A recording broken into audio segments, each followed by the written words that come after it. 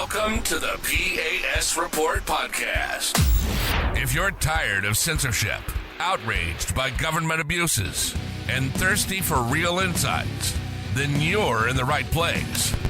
Get ready, because here, the fight for freedom never ends. Here's your host, Professor Nick Giordano. What's up, everyone, and welcome to the P.A.S. Report podcast. This is your host, Nick Giordano. I'm glad you could join me. Make sure that you follow and subscribe to the podcast so you don't miss an episode. Also, visit the P.A.S. Report website, pasreport.com, and share this episode with your family and friends. I got a great guest coming on because I'm thoroughly confused. I've been teaching political science for nearly 2 decades, and I'm seeing polling all over the map. So I'm bringing in Mark Mitchell, Director of Polling Operations over at Rasmussen. Mark, welcome to the program. How are you? Great to be here, man. I should be interviewing you. I have a ton of questions for a political science professor because, you know, I just talked to somebody before who is working on a product, has talked to a lot of professors, and they were still coming at this from this traditional political spectrum axis of like authoritarian left and economic right. And it's almost like everything is being redefined into like a wild new spectrum. And I don't know what it is, but definitely authority trust is definitely one of the new axes. And that's new. Everybody's ready to almost burn down the system. And when you see something like this Epstein thing come up, everybody's like, why is it such a big deal? Well, it's because you don't understand, I think, the new political spectrum. The political paradigm has shifted dramatically. If we look, I think it all began with the Iraq war back in 2003, and people lied to, they were manipulated about weapons of mass destruction.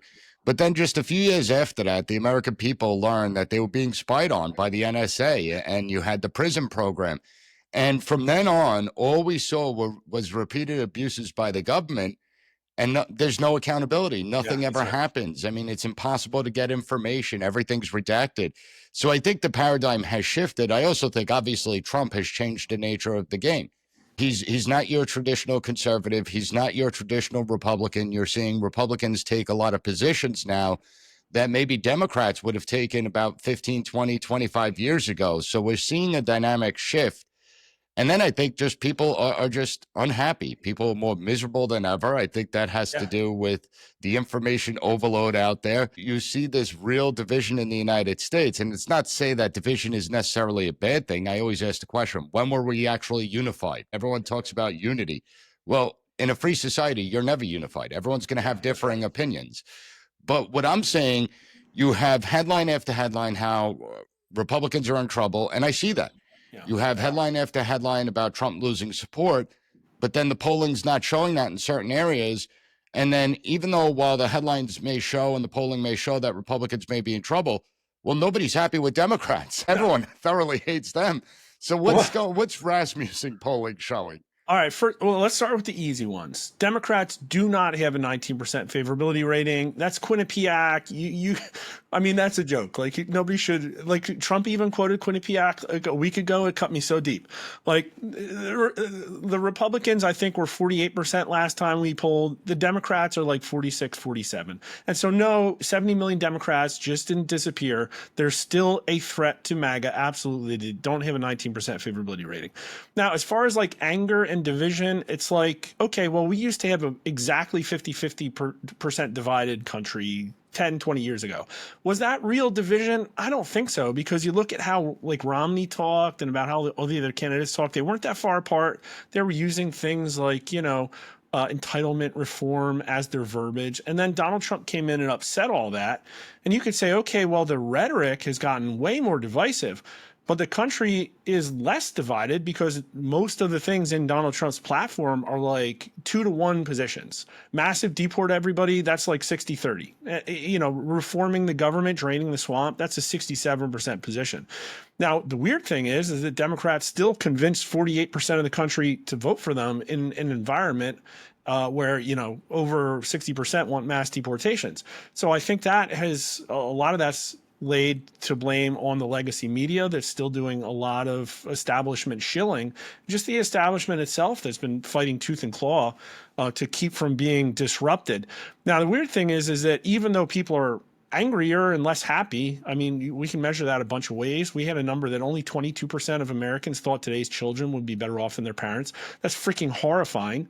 And yet at the same time, when Trump came in, he broke right direction polling records that we've had for 20 years. So the country's actually the happiest it's been in a long time as measured by right direction polling. But now the problem is that Trump, he didn't come in with a massive honeymoon. He came in with pretty decent favorability numbers. He's held them. But the problem is just in the last 3 weeks, those numbers have been plunging, and he's down to -4 favorability now. That's 1 point from his second term lows. And it should be high right now. It's the summer. Everybody's happy. He just signed the one big beautiful bill. So what's going on? And the only thing I can point to is, again, people don't understand that this was about, like you said, accountability. And Epstein's a really big canary in the coal mine that maybe there isn't going to be accountability yet, because there hasn't been on anything, right? We haven't seen people subpoenaed to testify before Congress. We haven't seen indictments. We haven't seen anything happen with the whole situation in the healthcare industry. And so the clock is ticking. Trump might lose Congress, should lose Congress, quite frankly, in November 26. That's only slightly more than a year away. So what's going to happen with accountability?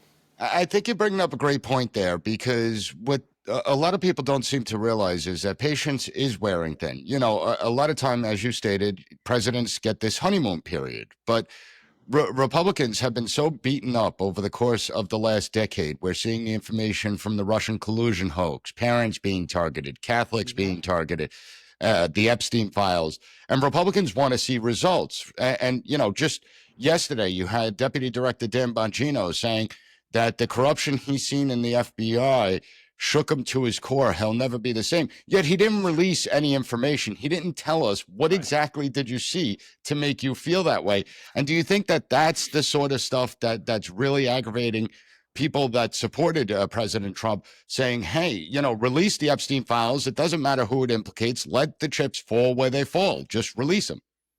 Yeah, like this is the key problem I think that the Trump administration is messing up right now, is that they don't understand what accountability looks like. In Biden's administration, trust in all institutions imploded. And we got to a point where 53% of Americans thought that Joe Biden's personal Gestapo is the FBI. And so just because you put Kash Patel there doesn't mean that Americans forget that the FBI was the Gestapo under Joe Biden. Like, that's the problem. And just having segments with Maria Bartiromo where they talk vaguely about this stuff isn't enough. People want accountability. I'll give you two really good examples how they're missing out, and I think the polling could help them. I've tried to get this polling to them. Some of it has. But Pam Bondi came out and said that stuff about Epstein, that the case was closed. Well, only 16% of America agrees that the case is closed. So if you want to pick up independents and Democrats, go after the offenders in the Epstein case. That is very popular. It was a 70% position. And then the other one is, we asked, well, if there were intelligence officials who were falsifying information to get Trump, should they face criminal prosecution?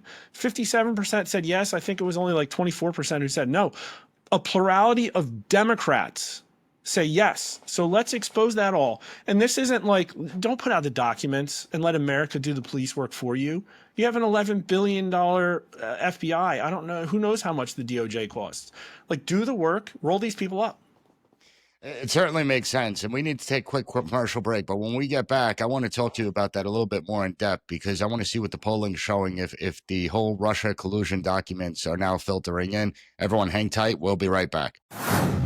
Are you ready to move easily and independently without pain and stiffness holding you back? Do you want to look in the mirror and see a hydrated glow instead of more fine lines and wrinkles? Well, discover Native Path Collagen, made with only type 1 and 3 collagen fibers. These are the two most important types that make up 90% of the collagen found in your cartilage, bones, skin, hair, nails, and gut. They provide maximum benefits, and Native Path Collagen is a single ingredient formula with no fillers, additives, or artificial sweeteners. Plus, it's third-party tested for heavy metals, ensuring purity and safety. Completely flavorless, Native Path Collagen can be added to anything: coffee, smoothies, oatmeal, you name it. It doesn't clump, it absorbs fast thanks to its peptide formula. And the best part, Native Path offers amazing bundle deals at a fraction of the price of other brands. With over 4 million jars sold, 1 million happy customers, 8,000 5-star reviews, and a 365-day no-risk guarantee, Native Path is a brand you could trust. They offer an 800 number for any questions you may have, and then you'll speak to a real person who's there to help. Visit getnativepath.com/PAS and start your transformation today. That's getnativepath.com/PAS. Welcome back to the P.A.S. Report podcast. I'm Mark Mitchell, Director of Polling Operations at Rasmussen Reports. And Mark, I got to ask the question, is the polling regarding the stuff that Tulsi Gabbard declassified, is that now showing up into the polls, or do you have to still wait to see what the results are going to be and how American people see the government after these documents? Well, we have new questions in the field. I think the results come back tomorrow, specifically on Tulsi Gabbard. It's not going to change her numbers much because even with all this stuff with Pam Bondi, her approval rating really didn't go down that much. But what did go down is that only 19% of Republicans say that she did excellent in handling the Epstein investigation. And I think it was only like 17% of independents said excellent or good. And so independents are really super pissed about this. And then as far as, I just pulled the numbers up we were just talking about, should officials who were involved in the manipulation of intelligence to get Trump be criminally prosecuted? It's actually 59, not 57. 59 to 26, including 73% to 20% of Republicans. And do you agree or disagree that this is bigger than Watergate?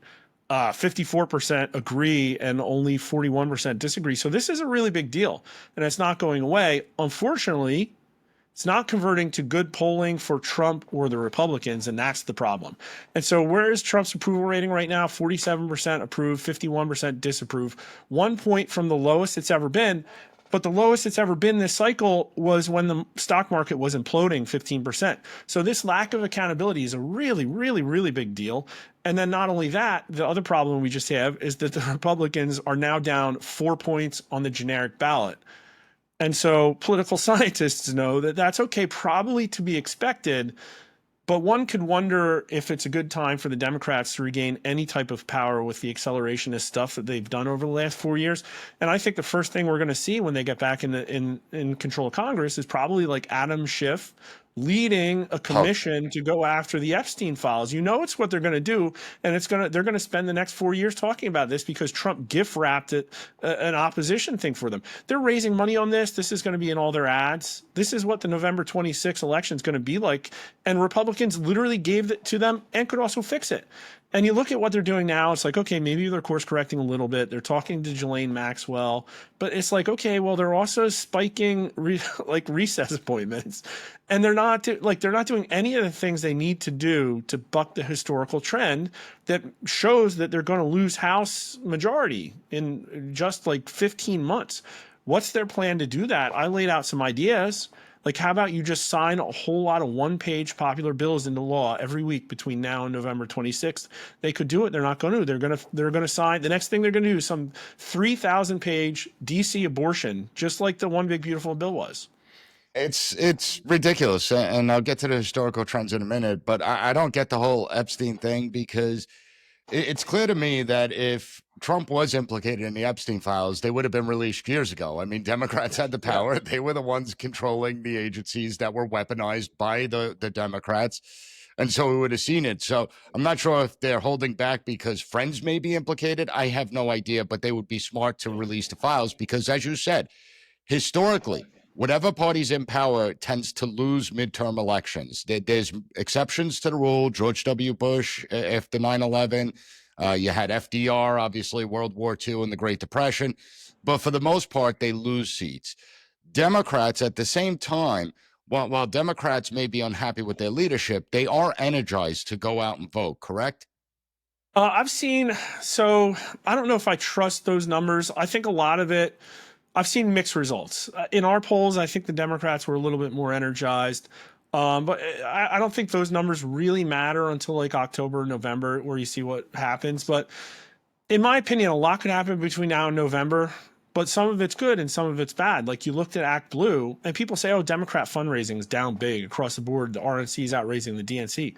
Well, yeah, but in the first 2 quarters of this year, Act Blue brought in $400 million.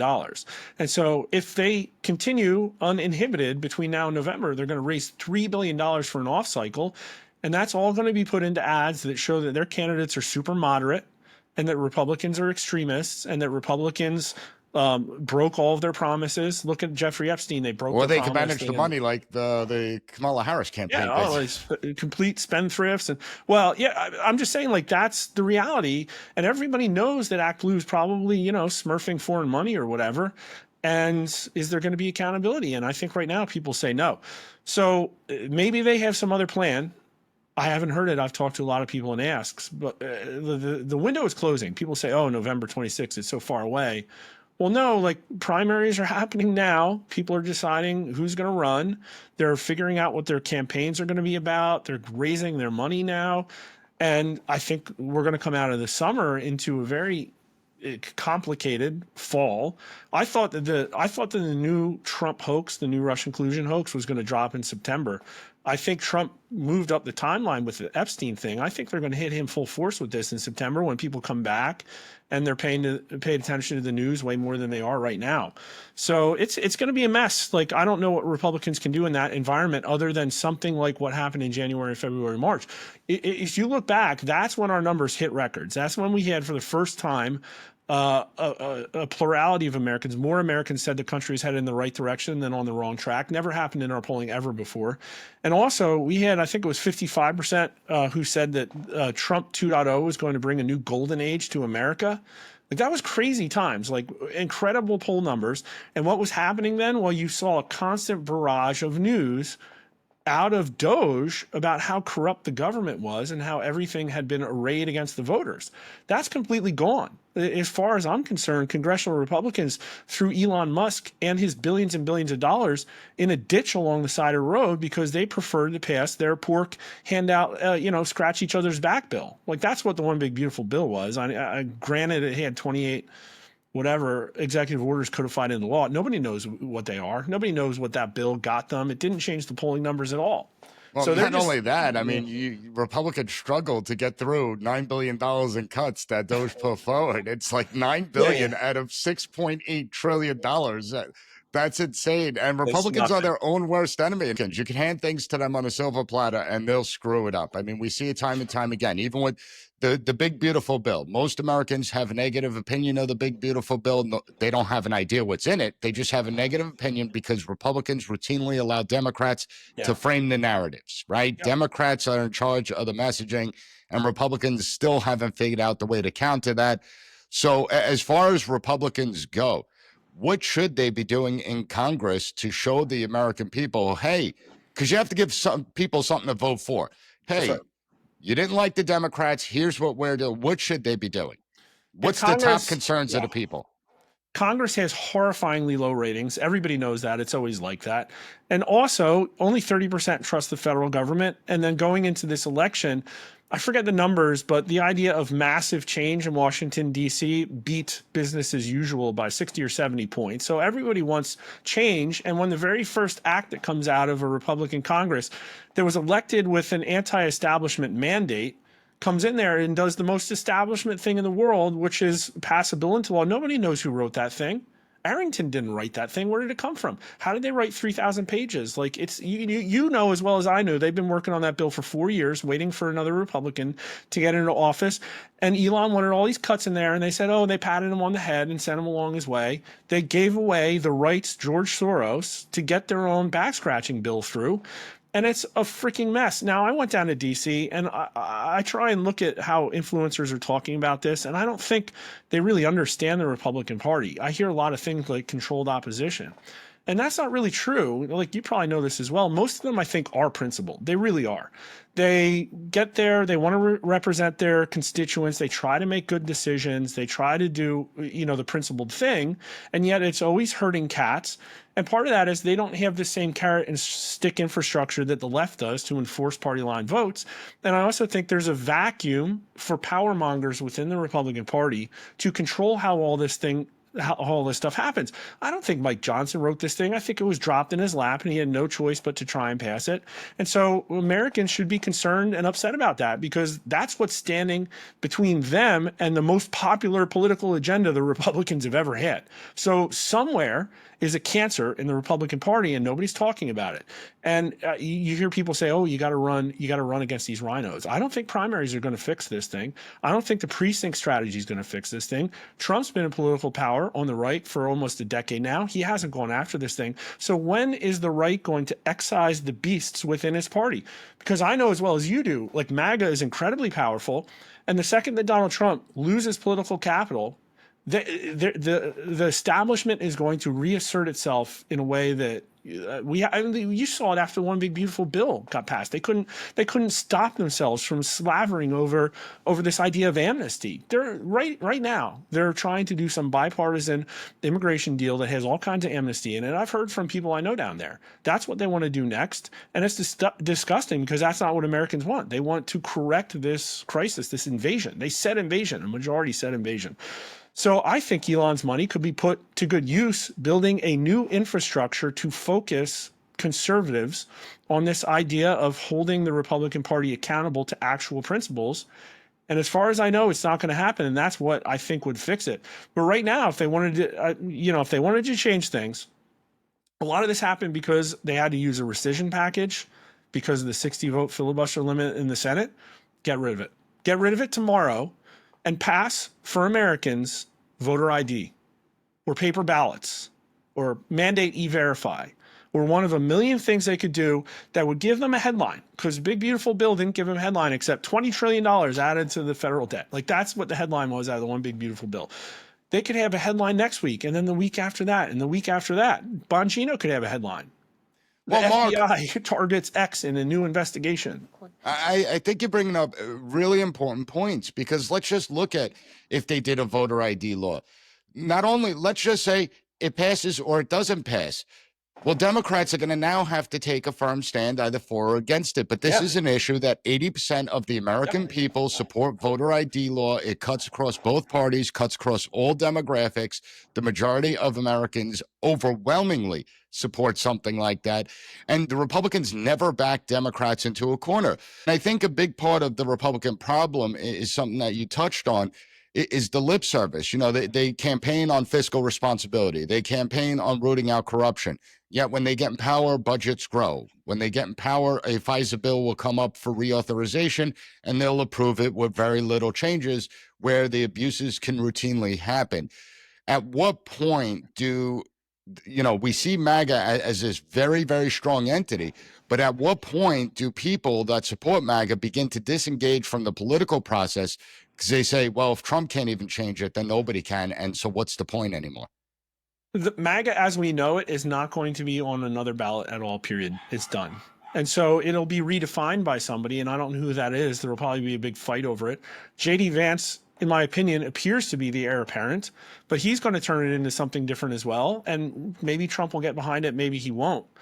But yeah, like that's the Democrats are controlled probably by a transnational criminal cartel. Probably, I'm just guessing, right? And the right is literally bought and paid for by special interests. All of them, no. Most of them, no. But the ones that matter are definitely bought and paid for by, military industrial complex, the Intel state, the Intel apparatus, foreign actors, a lot of foreign actors probably. That's the only explanation that Americans can be left with, right? And so, like, we see this in the polling as well. The weird thing, the really weird thing is, Trump has a national election. He gets a 1.5% lead in the popular vote. Republicans got a 3-point lead. Republicans outperformed Trump.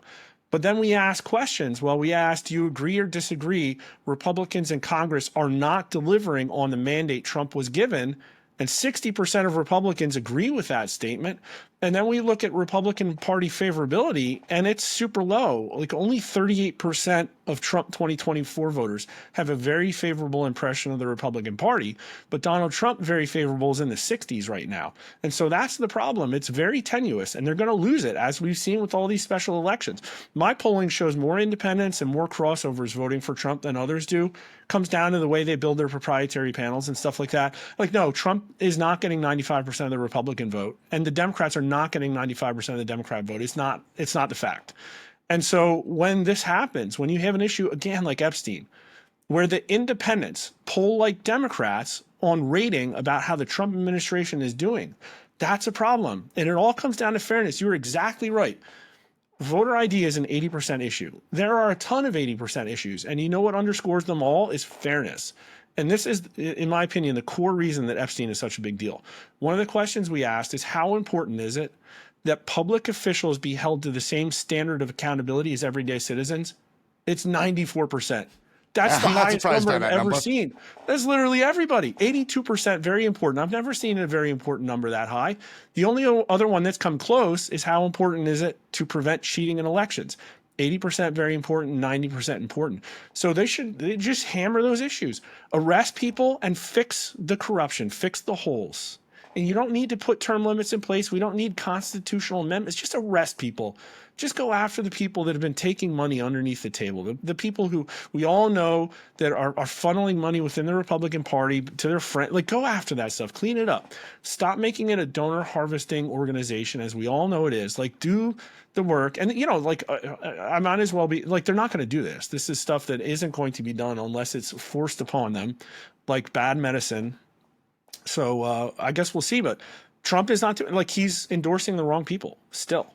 And it's a lot of it tends to be stupidity. I mean, first of all, I hate to break it to everyone when they go with the rhinos.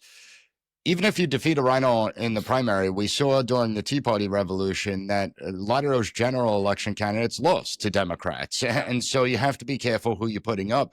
But more importantly, I want to talk a little bit more about some of the 80-20 issues, because these are easy wins for Congress to take to improve their numbers. And yet they're fumbling all over the place. So everyone hang tight. We'll be back. Are you ready to move easily and independently without pain and stiffness holding you back? Do you want to look in the mirror and see a hydrated glow instead of more fine lines and wrinkles? Well, discover Native Path Collagen, made with only type 1 and 3 collagen fibers. These are the two most important types that make up 90% of the collagen found in your cartilage, bones, skin, hair, nails, and gut. They provide maximum benefits, and Native Path Collagen is a single ingredient formula with no fillers, additives, or artificial sweeteners. Plus, it's third-party tested for heavy metals, ensuring purity and safety. Completely flavorless, Native Path Collagen can be added to anything: coffee, smoothies, oatmeal, you name it. It doesn't clump, it absorbs fast thanks to its peptide formula. And the best part, Native Path offers amazing bundle deals at a fraction of the price of other brands. With over 4 million jars sold, 1 million happy customers, 8,000 5-star reviews, and a 365-day no-risk guarantee, Native Path is a brand you could trust. They offer an 800 number for any questions you may have, and then you'll speak to a real person who's there to help. Visit getnativepath.com/PAS and start your transformation today. That's getnativepath.com/PAS. Welcome back to the P.A.S. Report podcast. So, Mark, I have to ask you this. We already have the voter ID. That's an easy win for Republicans if they just put out a damn bill and vote on it. What about, I don't know if your polling outfit has done a question on this. What about banning China from buying American farmland? Yeah, that would be an 80-20 issue. I guarantee it. We haven't done it yet. I know it is, because we've asked this question: is China an ally or an enemy, or somewhere in between?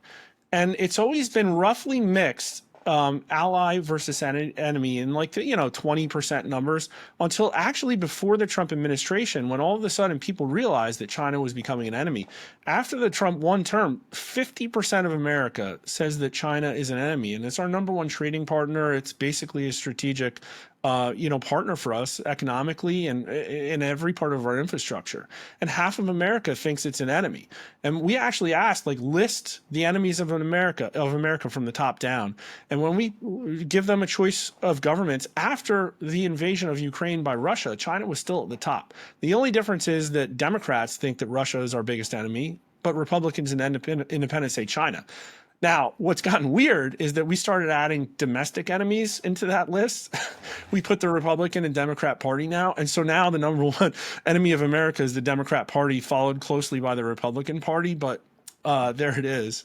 And among independents, they say the Democrat Party is the number one enemy, then China, then the Republican Party. But, it does show you that even though China is not strongly viewed of, people do think domestic issues are a problem. There is something very wrong where 43% of America thinks that a civil war is likely in the next few years. And that number's up in the teens just over the last 10 years. So this Trump era has been very unhealthy.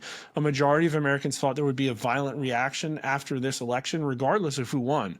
Republicans say that if Kamala Harris had won and vice versa. So this stuff needs to be fixed. And again, the idea of the establishment somehow just rejecting all of Trumpism, as some like minor viral inconvenience so that it could continue on in this uniparty kleptocracy. It's not going to last forever. We know the money's running out. I think voter patience is running out too, just because of how squeezed the middle class has gotten.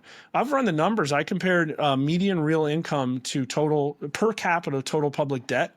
And that ratio is 5 times worse than it was 20 years ago. So I mean, I don't know if people are looking at the Gini coefficient or whatever, but America is getting destroyed and the institutions are only getting worse and more corrupt. And that cannot go on forever. Trump can't fix all these issues too. We all know it. And so the fourth turning, I think, a lot of people have talked about it. I do think it's coming, and I do think it's going to harbor in rapid change. The question is it going to be messy or chaotic or clean or positive or negative? And I don't know, but I think MAGA is almost like an olive branch from the people. And let's be honest, Trump could implement a few things that's just putting a Band-Aid, right? When it comes to corruption and reforming agencies. The reality is Congress has to do it. If Congress does it, it's codified, and the next administration or administrations 10 years down the road can't undo that. And I think that's the problem, that we don't see Congress taking action. How popular would it be to get rid of, let's say, the intelligence component from the FBI or Homeland Security or some other entity when you look at that and you're looking at the polling, releasing the full JFK files? They released a lot of new information, but releasing the full files that may implicate the CIA involvement, things like that. How far would that go with the public? Coronavirus. How's about we have a bill introduced that you can't force people to wear damn masks, lock them in their homes? That's unconstitutional. We shouldn't even need a bill for that, but apparently we do. I've pulled on a lot of this. I could pull on more of it, but it almost becomes predictable. I mean, it really does, because we had 48% of people that think the vaccines were causing a significant number of Americans to die suddenly. Like, we literally pulled on that. We asked, do you know somebody within your household who's died from the COVID virus? Do you know somebody who's died from the COVID vaccine? The number was almost identical. And so people know that people were murdered by this thing. And also, we asked, do you think it came from a biolab in Wuhan?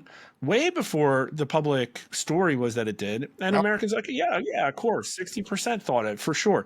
And so all these numbers are the same thing. You talk about the CIA, well, 41% think it was implicated in killing Kennedy, and 64% think that the intelligence agencies are seeding political talking points to our news media. So that's Mockingbird. And people would say, oh, that's a tinfoil hat conspiracy theory. Like, no, over 60% of America assumes that it's happening. And so at a certain point, you just have to press the I believe button and fix this. Do we even have to assume? I mean, Brennan gets huge contracts from MSNBC. Right. You got Clapper getting contracts from CNN. I mean, yeah, but like 1% of America knows that. But when America automatically assumes, when asked the question, the right answer, then everybody sees through this complete clown show. This is clown world, and it needs to end. And if Trump can't fix it, if the government doesn't work for it, then the people will eventually fix it themselves. Now, I would like to avoid that because I have a lot of young children. I would prefer that they not die in a mud field in Eurasia, and I would prefer that they not die in some fake border in America, because a whole lot of people are super sold in on maintaining a false view of reality in order to maintain the status quo. The status quo needs to end because it's not good for everybody. The Biden administration oppressed people.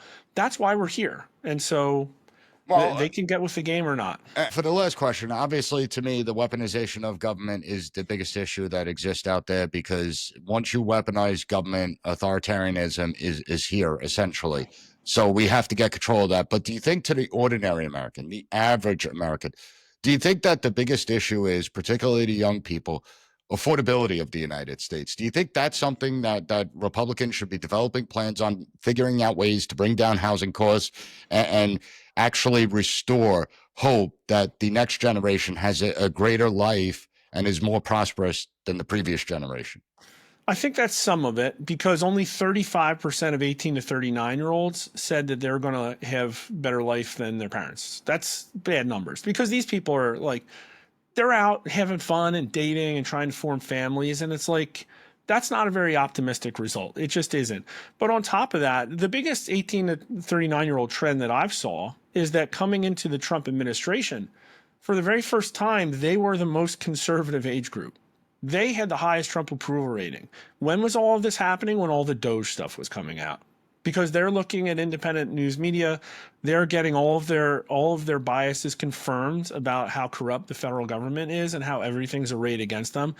Those numbers have unfortunately been collapsing. They're not as high as they were. And so this is part of the problem right now. The 40 to 50-year-olds are the most conservative segment. That makes sense. They're like trying to raise kids, put people through college, trying to prepare for retirement. But especially the 18 to 29-year-olds, if you don't serve them, they're going to be right back in the hands of the Democrats. And they don't love Republicans, and they gave Trump a chance here, and the numbers are collapsing. They're never super high. 18 to 29-year-olds, I think, were roughly about 50% Trump approval. They're down to 40% now.